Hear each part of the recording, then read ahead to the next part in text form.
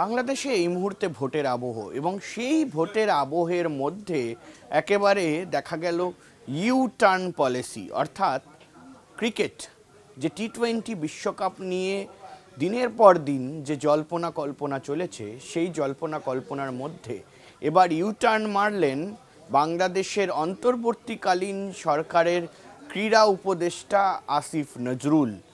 শুধুমাত্র ইউটার্ন নয়, সেই ইউটার্নটি এলো একেবারে ঠিক বাংলাদেশের নির্বাচনের ৩৬ ঘন্টা আগে।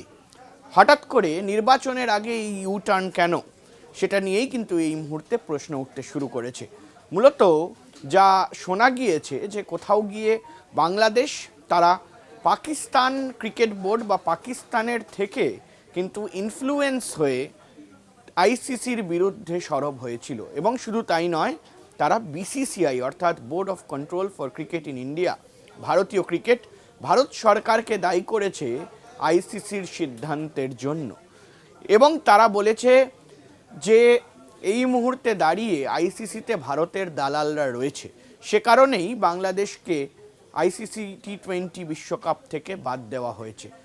কিন্তু মূলত দিনের পর দিন যে সমঝোতা করার চেষ্টা করেছিল বাংলাদেশ ক্রিকেট বোর্ড বা বাংলাদেশ, তারা কিন্তু স্পষ্টত বোঝা গিয়েছে যে শুধুমাত্র ভারত বিদ্বেষী বা ভারতের বিরুদ্ধে কথা বলা ছাড়া অন্য কোনো কার্যক্রম তাদের দেখা যায়নি। আমরা দেখেছি যে আসিফ নজরুল, যিনি ক্রীড়া উপদেষ্টা, তিনি কিন্তু দিনের পর দিন ভারতকে আক্রমণ করেছেন এবং তার পাশাপাশি আইসিসিকে নিয়েও বিভিন্ন কথা বলেছে।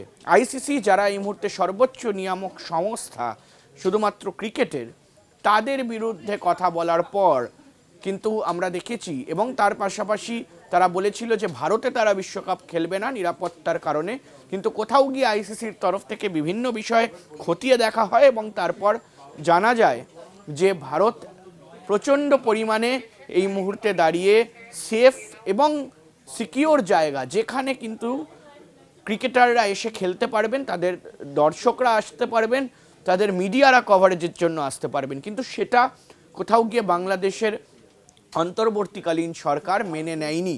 এবং আসিফ নজরুল তিনি কিন্তু প্লেয়ার, তার পাশাপাশি বাংলাদেশ ক্রিকেট বোর্ডের ডিরেক্টর সহ প্রেসিডেন্ট সবার সঙ্গে বৈঠক করেন এবং সেই বৈঠকের পর ফাইনাল ডিসিশন অর্থাৎ শেষ সিদ্ধান্ত হয় যে বাংলাদেশ টি-20 বিশ্বকাপে খেলবে না, প্রতিনিধিত্ব করবে না, ভারতে আসবে না এবং পুরো বিশ্বকাপেই তারা খেলবে না। ঠিক তারপরই কিন্তু আমরা দেখি যে বাংলাদেশ ক্রিকেট বোর্ডকে কিন্তু আইসিসি বার করে দেয় এবং সে জায়গায় রিপ্লেসমেন্ট হিসাবে নিয়ে নেওয়া হয় স্কটল্যান্ডকে। সেটার মধ্যেই কিন্তু বড় ভূমিকা ছিল এই বাংলাদেশের ক্রীড়া উপদেষ্টা আসিফ নজরুলের। কিন্তু ঠিক ভোটের ৩৬ ঘন্টা আগে, অর্থাৎ দেশে যে গণভোট রয়েছে সেই গণভোটের ৩৬ ঘন্টা আগে কেন ইউটার্ন মারলেন আসিফ নজরুল, সেটা নিয়ে কিন্তু এই মুহূর্তে প্রশ্ন উঠছে। ইউটার্ন বলতে তিনি বলেছেন যে এই যে পুরো ঘটনা, এই যে পুরো প্রেক্ষাপট, সেই প্রেক্ষাপটে বাংলাদেশ ক্রিকেট বোর্ড এবং তার পাশাপাশি ক্রিকেটাররা ডিসিশন নিয়েছে। তিনি তার একটি বক্তব্যে যখন সাংবাদিকদের মুখোমুখি হয়েছিলেন, সেই সময় তাকে জিজ্ঞাসা করা হয় যে আপনার কি কোনো আক্ষেপ রয়েছে যে যেখানে দাঁড়িয়ে পাকিস্তানের মতো দল যারা বলেছিল যে বাংলাদেশ না খেললে আমরা খেলবো না, তারাও খেলছেন, তারা ভারতের বিরুদ্ধেও খেলবে এবং সে জায়গায় দাঁড়িয়ে কিন্তু একটা সমঝোতা করার চেষ্টা করেছিলেন, কিন্তু পাকিস্তানের কোনো রকম কোনো আবদার কিন্তু মেনে নেয়নি আইসিসি, বরং বাংলাদেশের কয়েকটি দাবি মেনে নেওয়া হয়েছে। এবং সেটা নিয়েই যখন আসিফ নজরুলকে প্রশ্ন করা হয় যে ঠিক আপনারা কি কোথাও গিয়ে রিগ্রেট ফিল করছেন, সেখানে দাঁড়িয়ে তিনি বলেন যে কোনো রকম রিগ্রেট আমাদের নেই, কোনো রকম সংশয় আমাদের নেই, আমরা খুশি যে বাংলাদেশের ক্রিকেট বোর্ড, আমাদের কিছু নয়, তিনি বলেন কোট আনকোট যে আমাদের কিছু নয়, বাংলাদেশের ক্রিকেট বোর্ড, বাংলাদেশের ক্রিকেটাররা সিদ্ধান্ত নিয়েছে যে তারা খেলবে না টি-20 বিশ্বকাপে। এবং তিনি এমনটাও বলেন যে বাংলাদেশের স্বার্থে, দেশের সিকিউরিটির স্বার্থে, প্লেয়ারদের সিকিউরিটির স্বার্থে বাংলাদেশ ক্রিকেট বোর্ড এই সিদ্ধান্ত নিয়েছে এবং বাংলাদেশ ক্রিকেট বোর্ডকে তিনি কুর্নিশ জানিয়েছেন। কিন্তু কোথাও গিয়ে নিজের যে দায়ভার, অন্তর্বর্তীকালীন সরকার তারা যে বলেছিলেন যে এই মুহূর্তে বাংলাদেশ খেলবে না বা বাংলাদেশ ক্রিকেট বোর্ড তথা বাংলাদেশ ক্রিকেটারদের বাধ্য করা হয়েছিল, সেই প্রশ্নে কিন্তু তিনি কোনো জবাব দেননি। অর্থাৎ তিনি নিজের বিষয় নিয়ে কিন্তু কোনো রকম কথা বলেননি, উল্টো বাংলাদেশ ক্রিকেট বোর্ডের ওপরে কোথাও গিয়ে কিন্তু একটা চাপিয়ে দেওয়া হলো আসিফ নজরুলের তরফ থেকে। আর গোটা যে ঘটনাটা, সেই ঘটনাটা কখন ঘটলো? একেবারে বাংলাদেশে গণভোট এবং 36 থেকে 48 ঘন্টা আগে।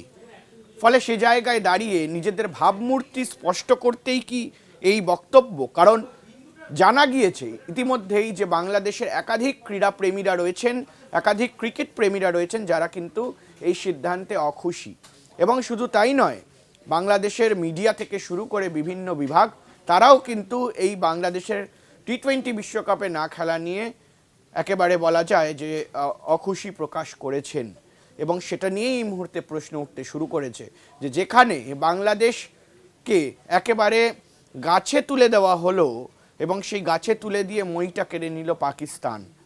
এটাও দেখা গেল যে পাকিস্তানের মহসিন নকভি অর্থাৎ পাকিস্তান ক্রিকেট বোর্ডের তিনি চেয়ারম্যান এবং তার পাশাপাশি তিনি পাকিস্তানের মন্ত্রী বটে, তিনি বলেছেন যে পাকিস্তান চেষ্টা করেছিল বাংলাদেশ ক্রিকেট বা বাংলাদেশ ক্রিকেট বোর্ডের একটুখানি মান সম্মান বাড়াতে বিশ্ব ক্রিকেটের কাছে, আইসিসির কাছে।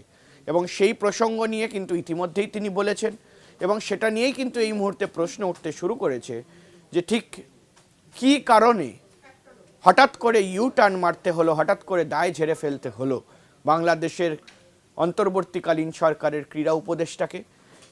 এই মুহূর্তে দাঁড়িয়ে প্রশ্ন সারি সারি রয়েছে, কিন্তু কোথাও গিয়ে এই যে দিনের পর দিন যে নাটক তৈরি হলো, যে স্ক্রিপ্টেড নাটক, অর্থাৎ পাকিস্তান একদিকে, বাংলাদেশ একদিকে, এবং সে জায়গায় দাঁড়িয়ে আইসিসির সঙ্গে যে বাদ অনুবাদ, ভারতকে দোষারোপ করা, সেটার আলটিমেটলি কোনো ফল কি হলো?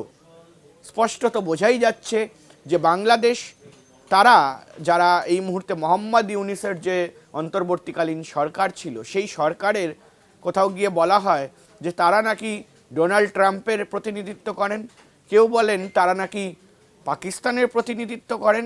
কিন্তু টি-20 বিশ্বকাপে কি দেখা গেল যে ডোনাল্ড ট্রাম্পের দেশ অর্থাৎ USA, United states of America, এবং তার পাশাপাশি পাকিস্তান অর্থাৎ শহবাজ শরীফের দেশ, তারা দুজনেই টি-20 বিশ্বকাপে খেলছেন এবং তারা প্রতিনিধিত্ব করছেন। কিন্তু শুধুমাত্র বাদ পড়ে গেল কারা? বাংলাদেশ। এবং তারপরেই কিন্তু প্রশ্ন উঠতে শুরু করে যে ঠিক চালটা কোথায় দেওয়া হলো? বাংলাদেশকে কি সত্যি বোকা বানানো হলো? আর এই পুরো ঘটনার পেছনে কি বাংলাদেশের অন্তর্বর্তীকালীন সরকার রয়েছে? সেই প্রশ্ন অবশ্যই রয়ে যায়। আপনারা দেখতে থাকুন আজ তাক বাংলা, অবশ্যই সাবস্ক্রাইব করতে ভুলবেন না। সব খবর সবার আগে আপনাদের কাছে আজ তাক বাংলার ইউটিউব চ্যানেলে পৌঁছে দেবো আমরা।